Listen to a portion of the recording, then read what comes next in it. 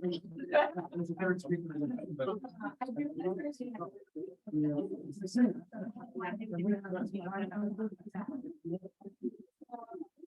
know if you have any more spare reports, but I had my slides in there. Okay. One of the graduates. Hi, I talked with myself yesterday. Oh. Yeah, downstairs. Yeah, good to see you. Yeah, likewise. I looked at your qualified papers since we talked. No one's with 15. And then also just talked to Joe, so I think that's something I might try to do next time. Yeah. Yes. So we got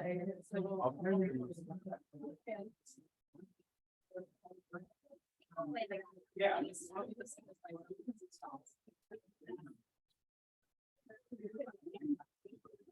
No.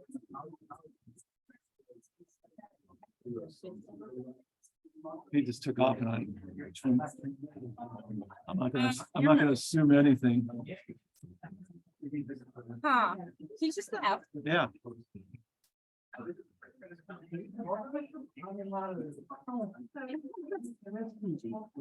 Yeah.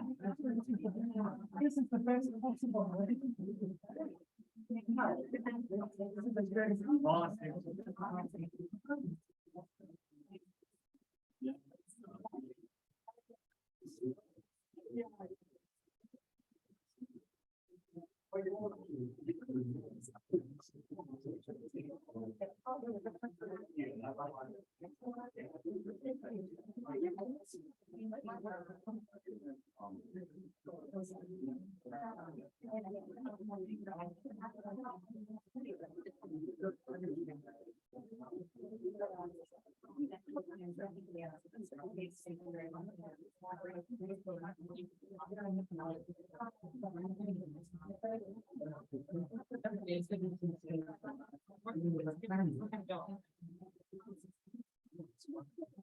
I'm just gonna share yours. And then he can come in and over on. Okay, that's good. I think it's time anyway, right? So, Should be okay. okay, because this guy, yeah, he wanted to see if the presentation was there, right? Yeah. Oh, yeah. Hi, I'm timekeeping and I wanted to check where would be best, but I said. For me, yeah, it's okay. Anywhere. Just knowing where you are, I think it's gonna be good, but I'm still gonna keep track of the time on this, so I'll be all right. Okay, that's good.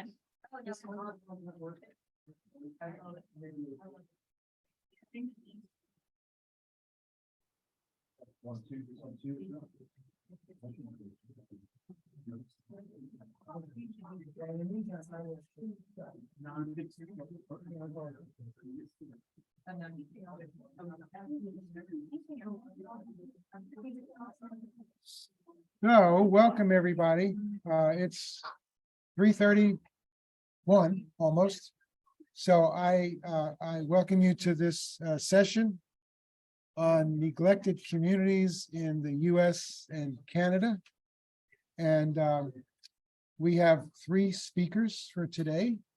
If you're not interested in this topic and came to the wrong room, this is the time to leave if you would like to. But we hope you will stay and hear these interesting speakers for today. I'm Mark Sufsan from the University of North Carolina. I'm an affiliate of the Water Institute and a semi-retired professor. The plan is for there to be 10-minute presentations by each speaker. There will be time for a couple of questions from the audience, probably, as long as the speakers don't run over, but we have a timekeeper who will try and keep them on track. And after the 3 presentations are made, there will be a panel in which the speakers will come up here and be able to engage with you, and you can have more Q&A on the topics that are covered and related topics related to this general topic. So without further ado, I'm going to introduce the first speaker.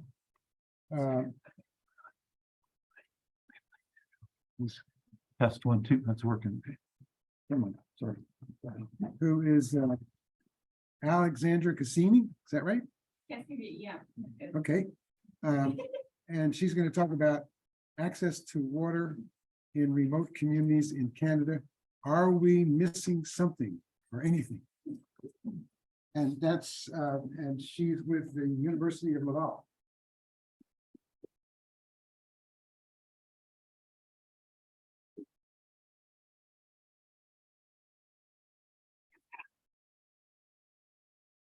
Okay, great. Hello, everyone. It's so great to be here today. So my name is Alexandra Castivi, and I'm a postdoctoral fellow at Laval University in Quebec City, which is a 2-hour drive approximately from Montreal, for those of you who may not know. And I'm also teaching at the University of Montreal as well. My research focuses on access to drinking water in low resource context. I recently graduated from my PhD 2 years ago, actually, from the University of Victoria. And I'm currently working on Indigenous communities in Canada. And this is what today's presentation is going to be about. So I'll give a bit of a background about the context mostly and about our research activities in general before diving into some case studies and very preliminary results as well.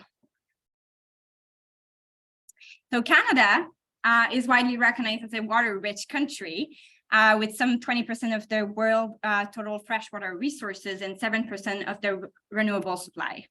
Although it is easy to assume that we have an endless, almost an endless supply of clean, fresh water, access to water remain an important and understudied challenges in Canada.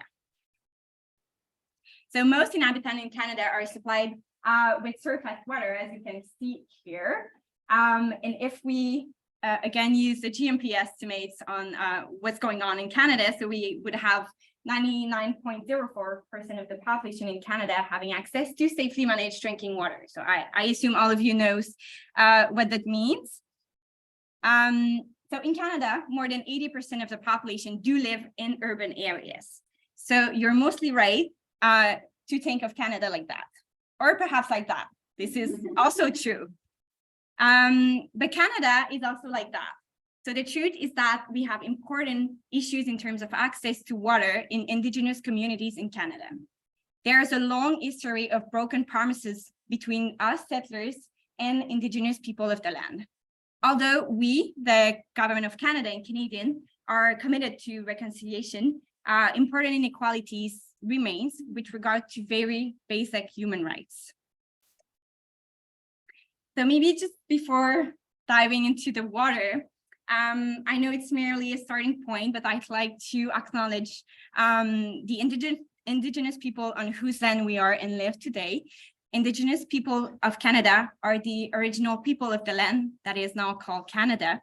They make up about 5% of the population in Canada, accounting for approximately 1.6 million people all around the country. So we've all heard different names and terms to describe Indigenous people. Indigenous people in Canada refers to First Nation, Inuit, and Métis people. So just to be clear, there's an important difference between First Nation and Inuit people because we don't base the regulation, especially in terms of water, but also in other areas, are very different in the different communities. So Inuit people are not First Nation people, and they are not recognized as such. Inuit do not live on reserve, but First Nation communities in Canada do. So First Nation account for half of the Indigenous population in Canada, and that's why we mostly and most of the time talk about First Nation communities. So ensuring that First Nation reserves across Canada have access to clean drinking water was a signature pledge to Justin Trudeau before becoming Prime Minister in 2015. Trudeau had promised to end all boil water advisory, long-term boil water advisory in Canada by 2021. So unfortunately, it didn't happen, but significant progress was still made.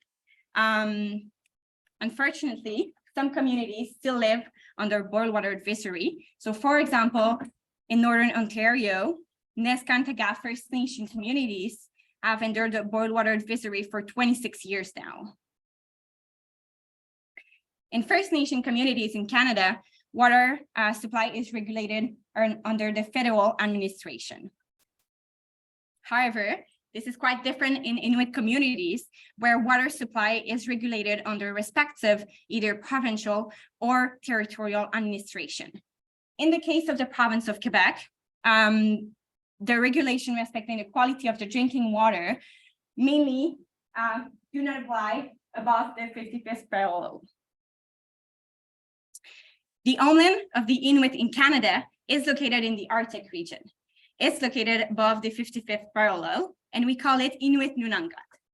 It consists of 4 regions.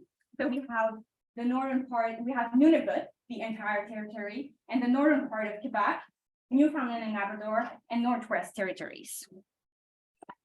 So the population in this area is mostly indigenous, with about 84% of the population. So, and yes, for the curious one, this is also where the polar bear live, in this area. In the Arctic, temperature ranges from around -40, -50 in the winter, and the winter is a very long winter, to about 20 in the summer, which is only a month. So as you can imagine, such contexts bring significant challenges in terms of pipe water supply, in terms of infrastructure. So we also have permafrost in this region. So permafrost is frozen ground, so it makes it really difficult to implement such system, but it's mostly expensive and also more complicated because those communities, those Inuit communities in Canada are only fly-in communities. There is no road in between communities or to those communities. In Inuit Nunangat, so there's 51 communities, Inuit communities in this region. Only a few communities are served by pipe supply. You can see here, most of the communities, the majority, are served by truck to cistern supply. It means that households do have a cistern in their house, and they are served on a regular basis. Could be one day, could be 2 days, sometimes more than that, unfortunately. By truck, so the truck leaves the water treatment plant and deliver water in the houses. So that's graph showing a bit how it looks like in such system. In most of those communities, the system is generally the same, or can be we can have some difference between some communities, but generally we always have a water treatment plant. So it's a very small unit, usually using chlorination. So that's the main and first water treatment that is used in most of those communities. In some communities, we do have UV treatment as a primary treatment, but that's not the case in all the communities. So water goes through the water truck, to water tanks, to the residential unit, but also to the public building. That also includes the healthcare facilities. So even in the healthcare facilities, there's no public line. It's mostly served by truck system. So same for wastewater, it's the same thing. So we have a sewage tank in those houses, and a water truck needs to come back to collect the waste. In the water treatment plant, most of the time, we find a public tap. There's a public tap in those units because people like to collect water, because it's part of their practice, and because most of the time the public tap is not connected to the chlorination. And so people don't like chlorinated water. That is something that is really, really common in those communities. And people use different type of containers to collect the water, either from the public tap, but also from alternative water source. Those water sources are something that is really, really important in Inuit communities, because they rely since many, many years on natural source that we can find on the land. So 50 years ago, people were still living on the land and were not living in houses. So this practice is really important and a very important consideration for their communities. So now, how do we ensure safe, affordable, and sufficient access to drinking water from the water source to the point of use in such system? So we've been conducting a large research project with different partners, mostly partners from the Indigenous communities as well. So this research program was built with the Indigenous communities as well, with their approval and guidance for the research. So we are working with different universities on this project. So we've been conducting this large study using different methods. So I'm not going to go through all of those because the time is just going. already. So we've been doing some household surveys, some sanitary survey, hygiene monitoring as well. So in the different container, as I was saying, that is a very common practice. So we wanted to see what was the impact of using containers as well. We've been doing some water quality testing from the water source to the point of use, including the containers, including the tap, and we're aiming to compare the differences between people using the tap water and people using other type of water, which is natural water source most of the time. We've also been conducting key informant interview and observation in healthcare facilities as well. So we've been working in 2 sites as of now. So the first site is called Kanchiksujak, it's located north of Quebec here.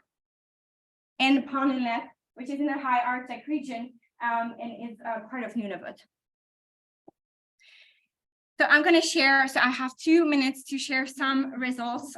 So my idea here was really to first raise awareness on the issues that relates to access to water in Indigenous communities.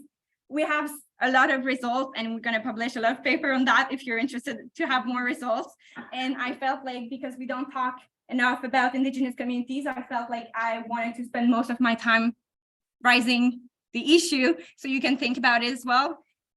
So very briefly, going in some of the household survey, we did some really important information. So regarding the tap water, we've been asking people if they were using the tap water, if they were drinking the tap water directly. And in most cases, as you can see in blue here, we have no one drinking the water directly from the tap because people don't trust it, because people don't like the taste of the chlorine. But yeah, I can already say that most of the water that we tested did not have much chlorine in it. So it's not necessarily something, it's mostly like a common perception about the chlorine, not necessarily that we do find chlorine, a lot of chlorine in the water. So water treatment, most of the households, again here, do use a treatment method. So in red, you have no treatment, in blue, you have some kind of treatment. And in this community Pond Inlet, we found many households using both boiling and a filter afterwards. And that is a very common practice there. Again, the quality of the water in the container. Yeah, we can talk about it later, but it's not always the best one either. So I was saying how important natural sources are for people there. And in most of the case, like in the majority of households, we do find people using those natural sources. And most of the time, it's surface water that is located near or close to the area where people live, and also iceberg water, which is a very popular and common way of using the water. For them, it's what we call fresh water. So people do really like this water, and it's the one that they prefer. Yeah, I'm just gonna go quickly. So in terms of quantity, we can see that like when we ask people if sometimes they don't have enough water because it's struck to cistern, right? We do find some households that do not have sufficient water in terms of quantity. So now we're just wondering how we can optimize those services and in a way that is respectful for Indigenous people. And that is exactly what we're trying to do and what we're going to do in the next couple of months, years, maybe. So yeah, thank you.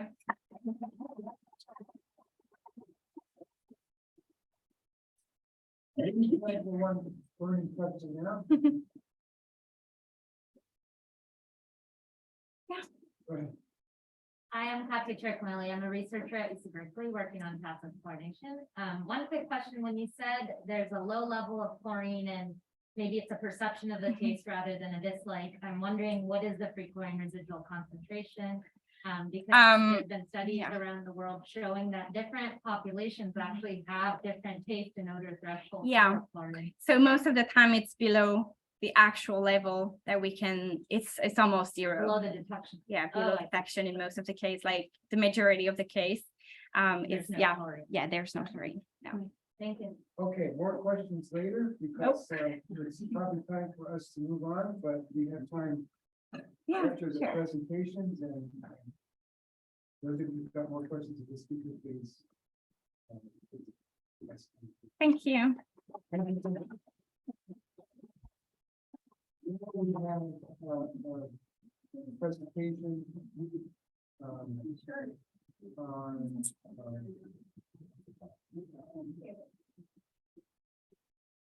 three-year evaluation of Region Maryland. Oh, am I not up? Oh. Did I get it right?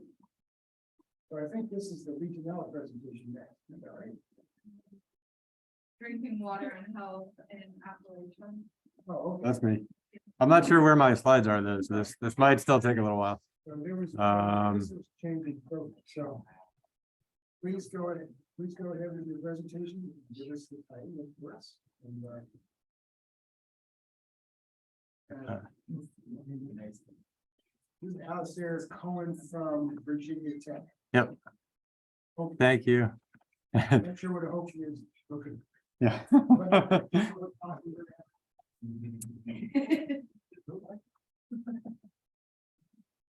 Okay, I'm just trying to open up my slides. Here we go.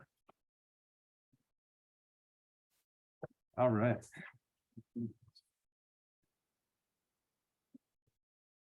Okay, so hello, Alistair Cohen from Virginia Tech. And so today I just want to share with you some of our work looking at exposures to drinking water contaminants and trying to assess associated health outcomes in rural Appalachia and central Appalachia in particular. And a lot of parallels from Dr. Kasivi's talk. So issues around boil advisories, dislike of the taste of chlorine.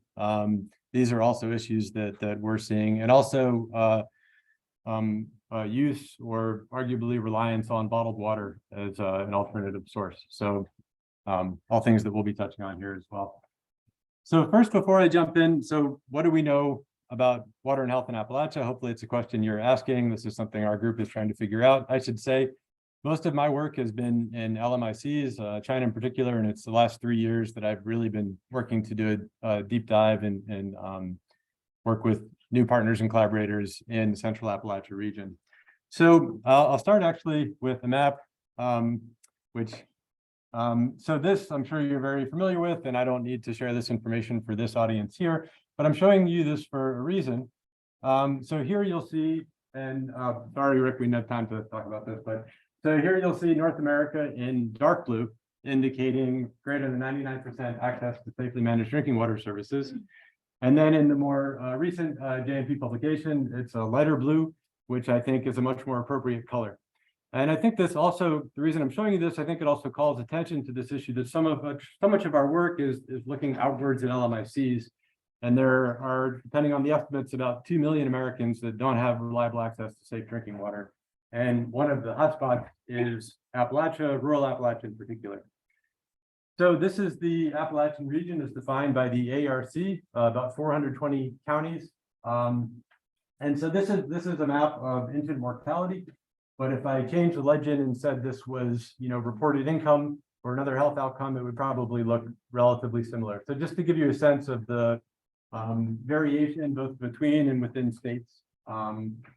This is from another study looking at MCL violations across the country, and a take-home message here is that, especially in the last 15 years or so, we see an increase in violations, particularly in rural areas and particularly in low-income rural areas.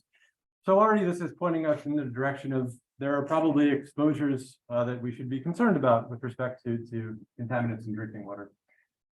A colleague of mine and others at Virginia Tech, Dr. Leanne Kremidas, had this paper out some years ago, a review study looking at US Census Bureau data from the American Communities Survey, arguably the best source of data that we have, and found that there are tens of thousands of households in Central Appalachia that lack indoor plumbing and even indoor toilets. And so there's a lot here, so I'd be glad to discuss some of this in the Q&A. Today I'm mostly focused on drinking water, but our group is also, we have some rural wastewater projects as well. So first step to try to get a better sense of the landscape was to do a systematic review meta-analysis looking at all studies conducted in the last 20 years based on primary data collection in rural Appalachia, looking at drinking water or sources that could be used for drinking water, and or drinking water associated health outcomes. And I have to give a shout out to my fantastic PhD student, Amanda Darling, who is leading the study, which we just submitted. She presented on this yesterday, I believe. So if you have questions, please speak to her. I'm more just showing this just to give you a sense of what we found. So after screening the studies, we found 85 studies that met our eligibility criteria. Most of them are in Northern Appalachia, and most of those are focused on oil and gas operations and associated contaminants. Here, the area that we're interested in, Central Appalachia in particular, very few studies, only 5 studies out of the 85. And just in case you're curious, that's where Virginia Tech is. It's about a 3-hour drive. And so again, not to go through all of this, hopefully it'll be out before too long, but an extensive amount of work extracting data on all sorts of different parameters, only some of which we had space in the paper to report on. But again, one of the takeaways was the relative lack of work generally, and in Appalachia, and Central Appalachia in particular, and then also the relative lack of studies that were rigorously looking at health outcomes. And indeed, we found only a handful of studies that I'm an environmental epidemiologist, that would be, from my perspective, designed to kind of rigorously do health outcome assessment. So for us, this was somewhat confirmatory as far as that, yes, there appears to be a need for more work in the space to better understand exposures and the associated burden of disease. And so lastly, this is just of the papers that did report on health outcomes, just to give you a sense. So what a lot of us look at, acute gastrointestinal illness, so a number of papers in that space. So definitely some work has been done, but not enough to really answer the questions that we're interested in as far as geographically, which areas should we be more focused on? Where should we be more concerned about chemical contaminants, heavy metals? Where should we be more concerned about pathogens? Which populations or subpopulations? So these are still, questions that are difficult to answer depending on the area. And not to say there are certainly other groups working in the space, but not that many, unfortunately. So just to share some initial findings from some of our ongoing work. So in our group, we pre-specify our protocols and put them on open science framework. So once we publish, these are there. So just in case you're curious, this is what we said we would do. This is what we did. These were the changes. And so I'm going to share results from 2 studies that we have with a number of different collaborators. But just to give you a sense of where we're working. So this is Central Appalachia. This is the corner of Virginia, Tennessee, Kentucky. And so we're here. So these are economically distressed counties, Lee and Wise. So this is where we started to focus our work. So the first study that I'll share, and also just to give you a sense of the data collection, I should talk about what we're actually doing. So when we visit households, we collect, in addition to survey data and self-report data on health outcomes for all individuals in the households, we also collect a series of samples. So the first set is what we call an exposure sample. So similar to a lot of the work others do, if you were to drink a cup of water right now, where would you get that? And that's where we'll take a batch of samples from. Then we'll sterilize and flush the tap for 5 minutes, and then take another batch of samples with the idea of looking at the source water, and also so we can distinguish between contaminants we're seeing that might be coming from the household plumbing. And because we find so many households in other work we've done in here are also using bottled water, we'll also take a set of samples from the bottled water, which is not always as safe as it should be. Generally safe-ish, I would say. And so just to give you a sense, this is Dr. Rasheduzman, who is preparing and labeling all of our sampling bottles, and this is for a relatively small study, so a ton of work here.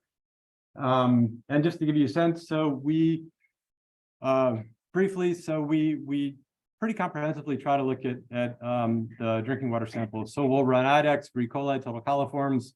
We'll look at things like nitrate, prechlorine, disinfection byproducts. And then we filter them down, and a collaborator at UVA uses TAC, so multiplex PCR approach to look for specific pathogens in addition to the indicator pathogens we're looking at. And also we send them to a collaborator at Tech, Mark Edwards, and his group uses ICP to help us look at heavy metals and some other elements. We also collect saliva swabs from anyone in the household consenting, of course, 2 and older. And then these are tested for a number of assays to look at things like cryptosporidium, norovirus, other kind of potentially the usual suspects. So we published a paper just on the baseline data from one of the studies, which is a very small study. So this is just 9 households, all on well water, where the utility plans to expand service. And so we collaborated with them to do this. It complements their needs-based, income-based, needs assessment to show that in addition to defining need in that sense, also looking at it as far as exposures to contaminants. And so just to give you a quick sense, we've got our bottled water samples, tap water, and then source water. So tap being the exposure samples. And just one thing to call out here. So we saw when we look for specific pathogens, and keep in mind, this is not, we're only filtering down, well, we did duplicate, so 500 ml in a liter of water. And still we saw Aeromonas, Campylobacter, and Enterobacter in a third of the households. As far as EPA MCLs and secondary MCLs, fortunately, good news, and this has been confirmed elsewhere, we don't really see an issue with heavy metals in these 2 counties. We know on the other side of the border in Tennessee, there is evidence of high pediatric lead levels in some areas, but fortunately, we're not seeing it here.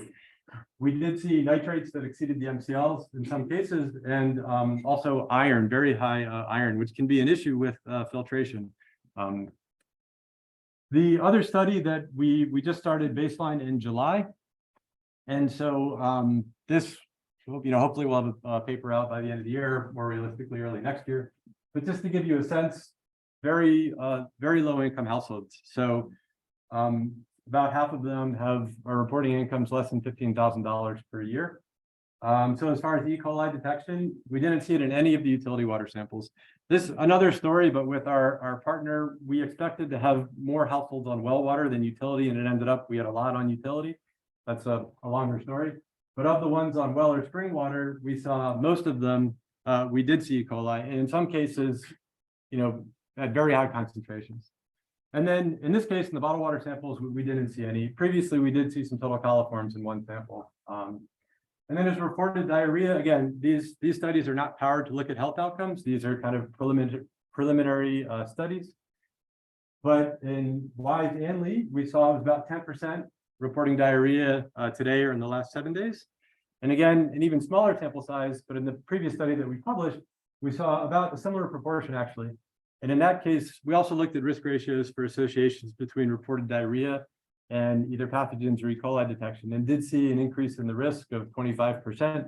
Again, absurdly small sample size, so we're not making much of that. But these are kind of preliminary hints that indeed there appear to be exposures of concern. And certainly the majority of these households are using bottled water as a primary drinking water source. So just to wrap up on that note, our group has ended up kind of accidentally starting to do a lot of work looking at bottled water quality and bottled water reliance. And so we have work that we've done in China. If you want to read a really short paper, it's 2.5 pages, and most of that's figures, I'd recommend this one. But essentially, we just call out this issue, this challenge we see of a negative feedback loop between increasing reliance on bottled water and lowered expectations that utilities can, should, or will provide affordable universal access to safe drinking water. Something we think more attention needs to be focused on, this issue of bottled water, especially in rural areas. Anyway, so we have a few other studies looking at bottled water and a huge systematic review looking at it in China. And then the study I just mentioned. And then lastly, Dr. Rasheduzman is leading a study. We thought, since we see so much bottled water use here, let's just test all of it. And not all of it literally, but we went to every store in the county selling water in bulk quantities and bought every brand and every size. If you have questions about that, Dr. Rasheduzman is there with the red shirt, and he has a poster on it today. So with that, I just want to thank my collaborators at Virginia Tech, at East Tennessee State University, University of Virginia, both Charlottesville and Wise campuses, and also at EPA.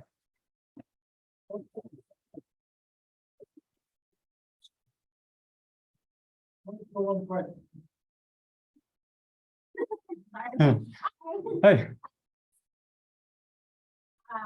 So firstly, thank you so much for saying Appalachia correctly. I'm from Appalachia as well, so great.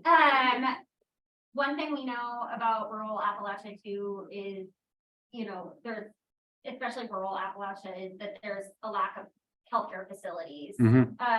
And so with what you're saying about the number of studies that are looking at rigorous health effects, or health impacts that you can measure, I mean, do you think that can be fixed by, I mean, like, I know you can get a lot of data from healthcare facilities, and is that one of the reasons that you're thinking that might have been the challenge, or do you have networks that kind of allow you, or that are collecting that data for you? What is your? Yeah, thank you. That's a great question. And we have more going on than this that I'd be glad to discuss if anyone's interested. So in addition to this focus on kind of primary data collection projects to directly measure exposures and try to assess outcomes, we're also doing some work with secondary data. And so briefly through conversations with Virginia Department of Health, Department of Health in Tennessee, and then also in this region, there's a nonprofit healthcare provider called Ballad, which we're also in discussions with to start a project next year. The short answer is everyone kind of suspects that the populations that we think are most at risk are also more likely to be uninsured or underinsured.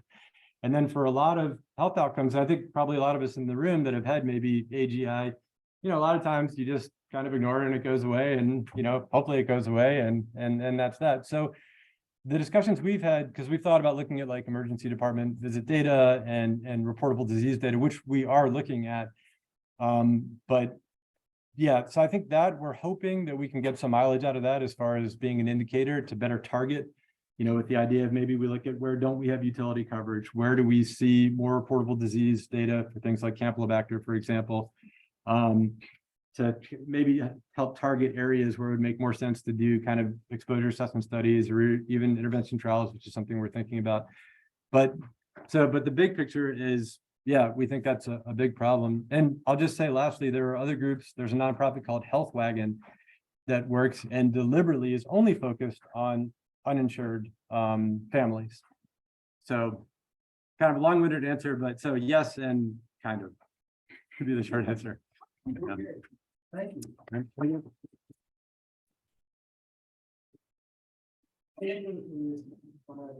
Kathleen S. Proctor from UNC, and as we talk about developing now we're addressing environmental justice.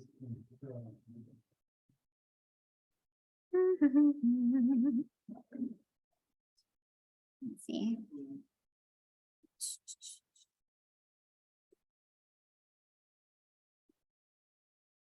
All right.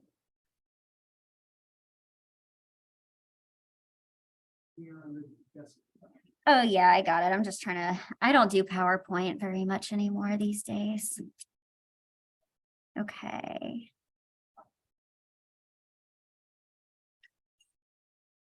Great. Okay, perfect. Hello all, welcome. So, as Mark said, my name is Colleen. You can call me Susie Proctor. I am a research assistant at UNC and at NC State. And myself and my, well, not my students, but they're my students. We are going to talk about our experience in developing a novel approach for addressing environmental justice in North Carolina. And we just want to acknowledge we are not community engagement experts. We are not super seasoned in the field of environmental justice, but we're really passionate about it. So we are just really excited to tell you about this kind of out of the box approach that we ended up taking along the way. So first of all, for anybody in the room who is not familiar with environmental justice, the movement started here in Warren County in North Carolina back in the 80s, and now it's even recognized as a priority in our federal government and even, in the presidential administration. So this is the EPA definition, the Environmental Protection Agency's definition of environmental justice. And so these subjects that are highlighted are things that I just want you to kind of take with you, things that you should remember as a defining indicator of environmental justice issues as we continue on. So we're going to talk about something called an aluminum smelting facility today. So at this specific site, we're looking at the company bought the land in 1917. They built, owned, and managed a smelting facility in North Carolina and a company town that was segregated until 1976. So when we talk about company towns, we're talking about businesses that were caretaking its employees and kind of giving them this paternalistic sense of security. And they were really popular in the age of industrialization in the Northeast, but in the South, where we had really racially harmful laws, we had a lot of violence, we had sharecropping. This was perceived as an alternative and more idealistic lifestyle for Black North Carolinians. So moving forward, the process of smelting involves running a current through molten cryolite to dissolve and separate, I guess, precipitate the aluminum. So the main byproduct of that process is called spent pot liner, and it was unregulated as it finally became a hazardous waste in 1988. So from 1917 until 1988, almost more than 70 years, this industry was burying spent pot liner, which contains cathode linings featuring toxic constituents of fluoride, cyanide, aluminum, PCBs, PAHs, like you name it. And they were burying it in unlined landfills, or what we called solid waste management units in North Carolina. And so for 70 years, there has been leaching of those constituents into the stormwater, which is then discharged in a system created by the industry into a nearby lake, in which the communities use to recreate and they use for drinking water. So you might be wondering, where are these landfills? And it's exactly where you would think if you know a little bit about environmental justice in North Carolina and the country. So this highway you can see is the border, the historical border for the segregated community. So on the segregated community is over to your west, or to the west. And I need my pointer. Up here is another major landfills, which we know contain pot liner. This is a municipal landfill, which is also containing pot liner. And we have soil containing excess amounts of fluoride over here. And they discharge out through these outfalls and into the lake. So environmental justice, not equal degrees of protection. And we actually have exclusion from the regulation process after the process of incorporation in 1990. So what's happened? Like, what are we doing about it, right? So we thought it was really the best way to think about this is in terms of the institutions involved. So some of the legal advocacy groups in North Carolina have had some success mitigating extra discharge points. But for the most part, what I think I want you to take from this is that there's really been no success in talking about remediation. And we have sites all over North Carolina that have been excavated. And the Environmental Protection Agency, which is our federal agency, has still managed to only set water standards, but they haven't put the site on the Superfund list or the national priorities list. And what's more is the industry sometimes, occasionally, still exceeds their cyanide limits on their permit. And it's not always enforced by the regulatory authority. So where do we come in? So we're a research group. We are a third party. We were contacted, we made it a relationship with an environmental advocacy group. And we decided that the best thing that we could do was help build trust among the stakeholder groups. And we really wanted the community to have access to transparent information. We wanted them to feel like they could understand what was going on in these processes. But what was the middle step that we took to help build that transparency? So we did our research, right? In every environmental process, every environmental justice, you need to know your stuff. So we did interviews, we learned as much as we could about the toxicity and the chemistry. And we ended up with this output of a stakeholder assessment where we looked at all the perspectives of the stakeholders that we had met. And we did a public comment for a process called a triennial review. And we still couldn't figure out where do we get to point B. So we did this triennial review comment with our environmental advocate group. And really a triennial review is a federally mandated activity where a state needs to review its water quality standards every 3 years under the Federal Clean Water Act. And we were talking about the cyanide monitoring procedures and what those permits should be. And something really interesting happened. we decided to filter through the rest of the public comments. We found a public comment written by the industry, by an industry representative, and it wasn't so very different from what we recommended as a third-party institution. And so we called them and we sent them that stakeholder assessment. And we opened a dialogue with the industry and we started learning from their scientists about what they were doing. So as we kind of were doing this process, it was really iterative. We went into this next step of needs assessment, and we decided we needed a platform where all of these parties could come together and we could discuss and start to build consensus on what needs to happen remediation wise. And so we put in a workshop proposal to all the communities and all the stakeholders, and they agreed. And using resources from the industry, from the advocacy groups, we started conflict management training with an expert at the Center for Middle Eastern Studies. And yeah, and we got a professional facilitator from UNC as well. And we got all of these people in a room together, including our regulatory authority, which had been pretty absent through most activities in North Carolina. So they, not us, but them, they defined these goals to be heard and respected above all. And what I just think is really interesting here is this kind of really wide variety of power we see in the room. We don't have lawmakers, but we had local lawmaker or local officials. We had industry. We had a river keeper, which is environmental advocacy organization. And we had 3 different community organizations, as well as people from public utilities, et cetera. It was really impressive. So I'm gonna have Sammy come up here and talk a little bit about what she did. I'm just gonna let her do it. Yeah, I'll point to things for you. Thank you. This is one of the tools that we used during the stakeholder workshop, which was a participatory map. It was a printed physical map that was in the room during the workshop, where attendees were invited to place their stickers to denote concern, places that they fish and places that they recreate in the watershed. And this was an opportunity to interact with attendees as well as to collect information to help guide our future independent survey of water quality in this area. During this time, qualitative data was collected to help understand concerns and needs of the community as well as other stakeholders.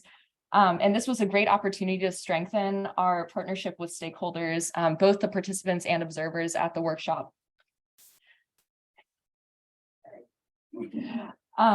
And after the meeting, this map was digitized and compared against both contaminant concentration and compliance history from the industry to validate the concerns of risk in the area by the community. Later, this was applied to a predictive model that helped inform our sampling strategy. And through this novel approach, we were able to help foster a really productive learning environment. And within just a few hours of this meeting, we were able to have all the stakeholders come up with these agreed upon conclusions, which include more open communication about hazards and contaminants in the lake, more extensive monitoring about potential contaminants that they do not currently test for, and more information about remediation options. And through these conclusions and also with qualitative data collection with the stakeholders that were at the meeting, we were able to come up with some best practices that we feel could help us move forward. So one thing that was a main theme was more active and continuous community engagement. Another was that we should have started conflict management training earlier. We started it post-workshop, but in reality, we should have been doing it the entire time. The planning could have been a little bit more engaged. We could have given the agenda to the community groups before the meeting and allowed them to provide feedback. However, they did have a lot of speaking opportunities at the stakeholder workshop regardless. And the last thing is our feedback method wasn't really conducive to honest feedback as it was conducted as a group at the end of the workshop. Meanwhile, that should have been a more anonymous feedback process. Thank you, y'all. So yeah, as Cassidy said, there were some things that we just couldn't control all the time as a third party, but now we know what we need to tell people to do next, or if we were ever to repeat this process, things that would make it go more smoothly. So just kind of coming back to this model we developed where we go from point A to point C. These are really our key takeaways. I think this model can be replicated in other communities, but you need really willing partners. So the first thing I think was really key was using regulatory protocols such as public comment periods to expand our reach and actually involve industry as a stakeholder, and really finding consensus through analyzing those letters. And then, of course, the industry collaboration. And yeah, the stakeholder workshop ended up being a really useful tool, but of course, using those best practices. So we hope that this is informative for y'all and you enjoyed our story. Feel free to come up and talk to us about the experience and your own environmental justice work. And that's all. That's it.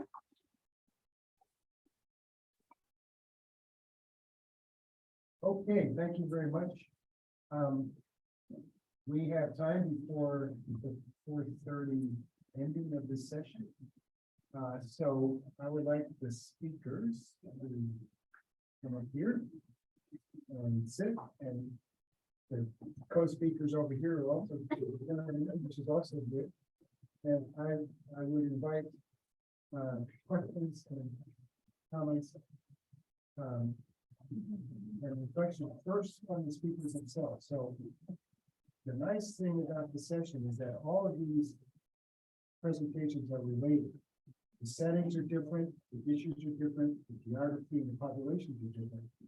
But I wonder if you have some ideas on how this approach to addressing the needs of underserved communities really connects amongst the community, and what you think the messages are that are similar or different between what all of you do.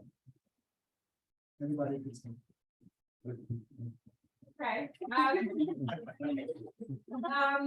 think it's great, and I think it's good that we're looking for what people want, right? So we're kind of hoping to do things for the people. I believe that is the end point, I think, of the three of us from the research we're doing in those settings. So that is something that is often missing. So we try to implement some systems that are not necessarily good for the people, but then when we go a little bit deeper and we try to see like what do people like, how is it working in such system, and how can we improve such systems that are most likely understudied mostly. Yeah. I think, Alexandra, right? We were speaking a little bit before the presentation, and we both had this common feeling of, we're talking about so many global projects at this conference, and we both have this shared feeling that there are so many inequities, just even in our communities, and it's hard to ignore them when you really start to learn about them. And I think that's something that really ties our projects together, is we're looking really locally. And I don't know if y'all have ever heard that phrase, but like, think global, act local. And I feel like that really ties us together, as well as the fact that we all have these networks of people. And I think that y'all's reach is a little bit wider. So you have some really powerful like community partners, but I think that's still something that ties us together, is we are using the resources of communities and organized and mobilized groups that really are very vocal about what they need, and we're starting with them and building relationships with them. Yeah. Yeah, I very much agree. I just that I think maybe with a broader kind of framing interpretation of environmental justice, that it's not an accident that these are all lower income communities and that lack agency and voice. And so, and also for, the areas we work in, as far as, the solutions, joking with somebody else earlier, like just give them a bunch of money and we can solve all these problems. So it's more a lot of the challenges are structural, and that, for example, with utilities in small rural towns relying on a whole cost recovery model, that's just, you're never gonna, keep up with, your maintenance needs, let alone expanding supply. And so, yes, I think those are kind of a lot of the underlying structural issues are shared in common. And then it's exactly like, you know, they're underserved and kind of under the radar. It's not an accident, yeah. So. All right, thank you for that. Now it's open question, comment period, so whoever wants to start can, and you identify the speaker you want to. Yeah, I'm Camila from the University of Florida. We feel so much for this.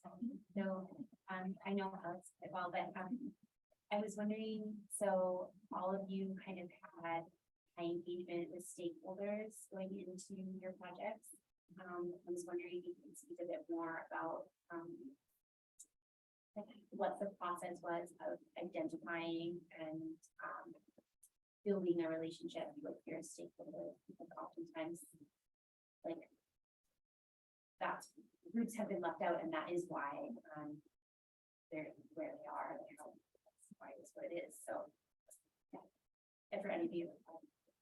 Sure. I mean, our case is actually really quite interesting because if y'all are familiar with the concept of company towns, they can make stakeholder engagement quite difficult because there's an extreme paternalistic sense. And so people are either afraid or just too like very comfortable, and they feel like they've been taken care of. So the idea that their water source is contaminated by that same entity, it's just really hard to digest.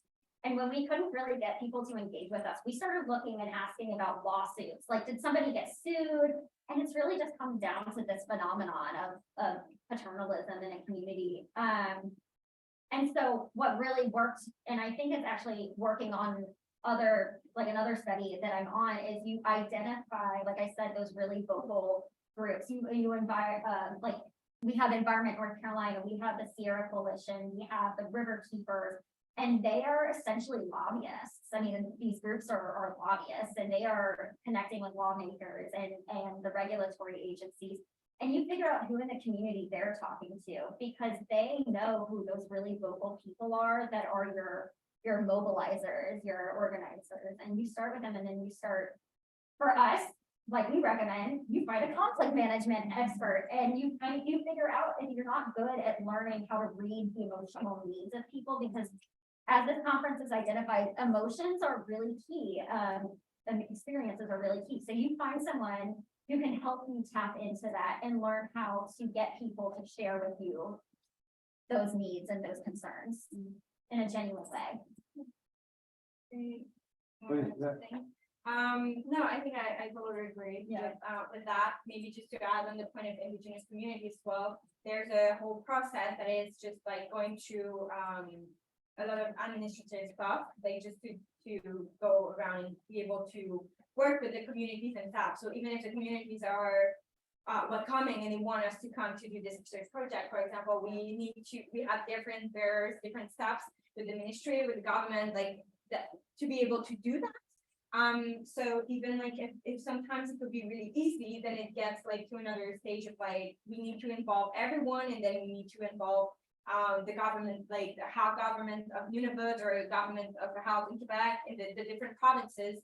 But then when you talk about indigenous communities in Canada, that is sometimes something that is very sensible. And then people like in the government, especially if you want to have access to data that relates to indigenous communities, it's like they don't want to give it to you. I don't know if it's because they don't want you to show what's going on, or it's mainly, so it's an issue that is like very, very important and like sensitive in Canada. So I would say like engaging with the news, engaging with the communities.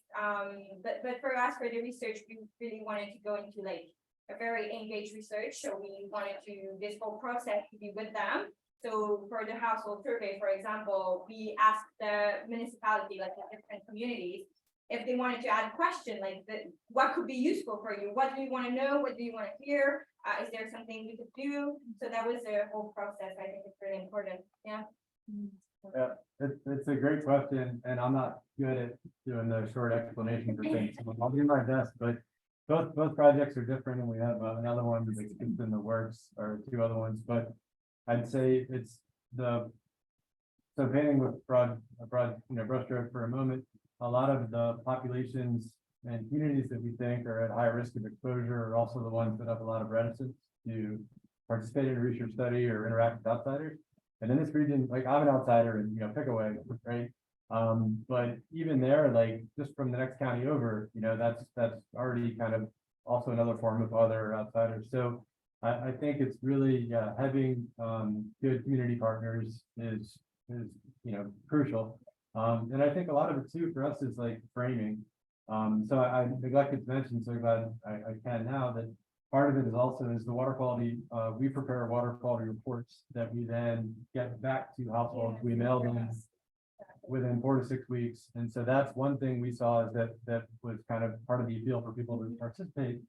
And we go to great lengths to really explain how all the different steps we're taking to safeguard their personally identifiable information, and kind of, everything's coded in our work too. We don't report where it was, just somewhere in the county.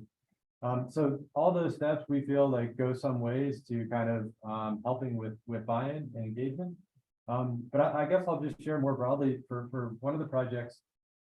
For me, a lot of it was just kind of networking, talk to so-and-so, and, do that for a few years, like literally, until you're like, oh, I've already spoken with them, or somebody already suggested that. But for one of these projects, the impetus was they have, what are called planning districts for economic development.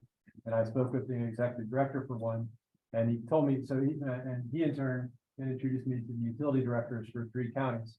And he later told me, he said, we get requests from academics and others, and normally I just ignore it.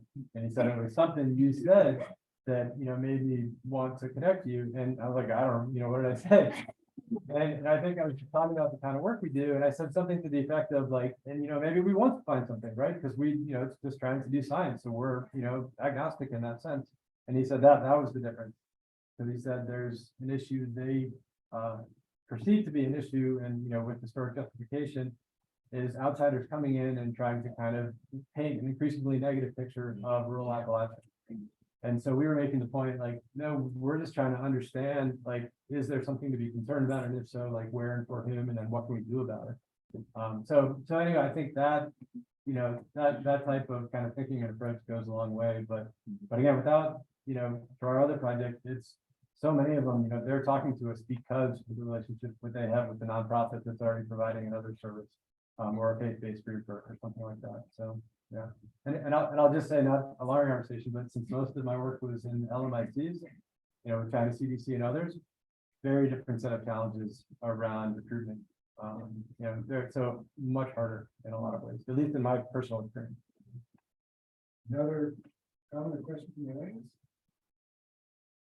Don't be shy. It is 4:30 and there are beverages and food out there.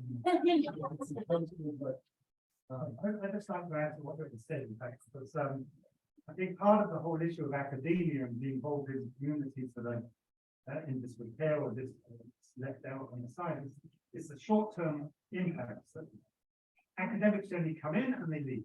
And any of these projects that you described suggest, and it's the same with use of the, we're in it for the long term. And if you do otherwise, you're just going to hurt the whole process for the future and not resolve the issues with the litigants that we're trying to do mediative rather than indicative. That's the one part. The other part, responding to you and also all of you, it's about communication. You say you share these reports to the consumers. What we found very often, you have to spend a lot of time thinking about being like an 8th grader.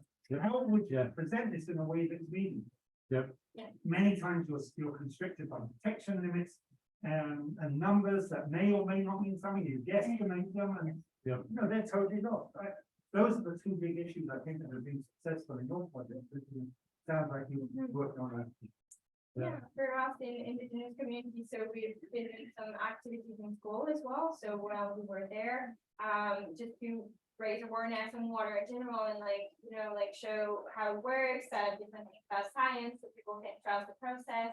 And in those communities that we've been, maybe that's biased, but they were really, they wanted us to be there to help them improve the system, right? They wanted us to be there and say like, oh, we need to improve things, and maybe you're gonna be the person who's gonna go through the media, or not necessarily myself, but like in general, and make things change for real.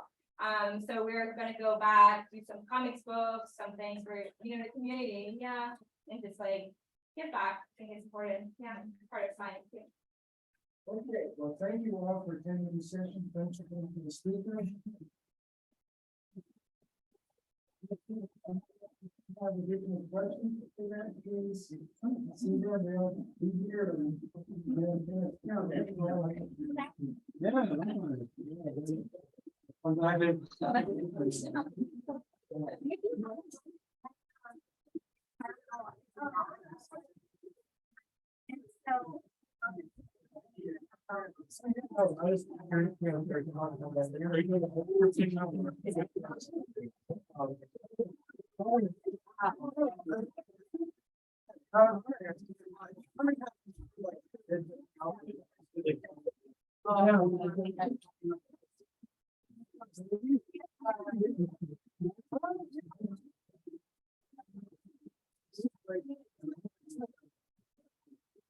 yeah, it's like.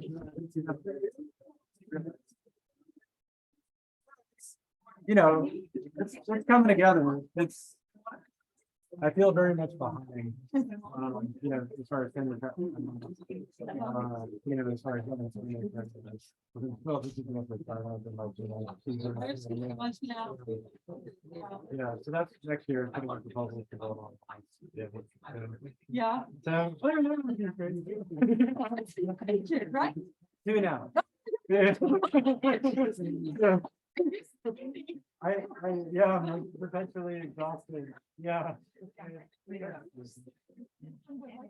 lot of our friends gonna do that like that, like that second step. Just watching that, just put like hats off, you know, you can like put like two rigs together. Just that's Yeah, well, we were thinking today, how to rent it, we're like, well, I don't know. I've been finding to get there. So, yeah,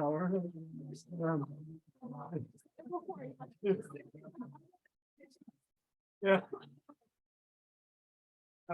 Yeah. How old is yours now? She's 3.5. Wow, yeah, that's fine. And you're still here. Yeah, a bit older than 2 and then 5 months and change. Oh. Yeah, Perfect. yeah. Yeah, so I was Not boy and a girl, yeah, tall and, yeah. my daughter. What's her name again? Denise, okay. So like Denise, but Denise Okay. Yeah, okay. Yeah. Have you been? No, it's Okay. all of these germs Yeah, from daycare into our home. And I learned like now it's the rest of the time. yeah. I was thinking this today, and I was like, you know what, I'm just gonna like have some chicken soup and stay at home. So I went into there and we had to first like, and I was spending all the time, like, I'm getting home. Yeah. But Yeah. like, I'm back to my home today. It's like, That's great. Yeah, are you coming out tonight? I just started on it, yeah, like 8:30. Yeah.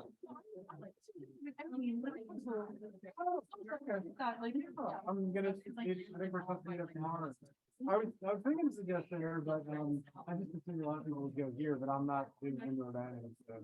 Yeah. Well, so we never have young kids doing their ears. I mean, yeah. They go down and you guys are squatting about, I'll just come by. Okay, yeah, you're fine with it. Yeah. I wanted, no, I just wanted to thank Mark for doing that now. Yeah. But yeah, let's get like some rapid actually get to, and I'm thinking too, like, I wonder what it's doing and like, we should be finding where it's going.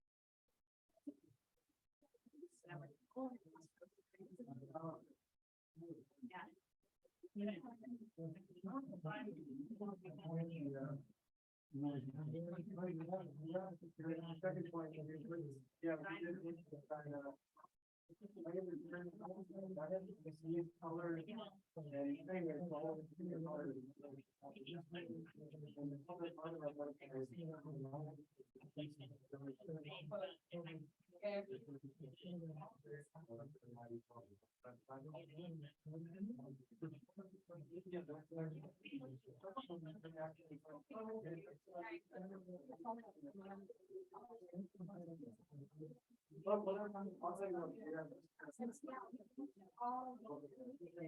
for David.